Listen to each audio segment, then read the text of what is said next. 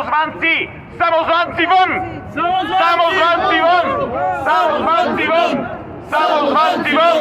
Samozvanci вон! Samozvanci вон! Samozvanci вон! Samozvanci вон! Samozvanci вон! Само да ви кажа каква е разликата между нас и между протестиращи в Сърбия, Франция, Гърция. Знаете ли каква е?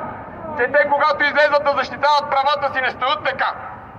Не стоят така пред полицията смирени, защото знаят, че са някой.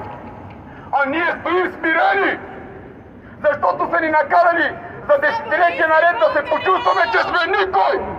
Никой в тази държава. Даже ни се смеят. Даже ни се смеят. И като е смачкано твоето право. А естественото право е да изразяваш, да искаш. Затова имаш право е така да тръгнеш. Да тръгнеш напред. Възпрепятстване! Това е правото, разбирате ли, правото на протести. Не само да клянкаме тук. Клянкаме. Или гледат, или се смеят. Всички ли се смеят? Целият свят ни се смее. Цяла Европа ни се смее. Защото си траем. Траем си и сме никой. Утре ще ви пратят на фронта, ей!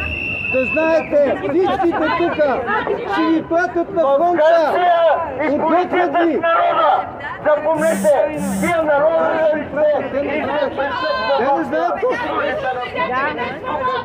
Те и дигат заплатите и заплатите. Вие сте еничери!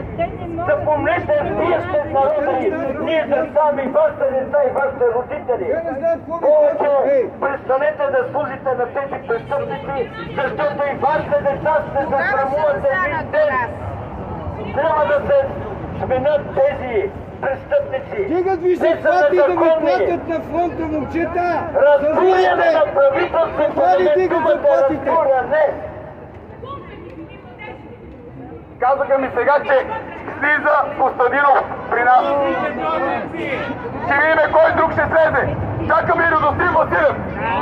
Чакаме и Радостин Василев.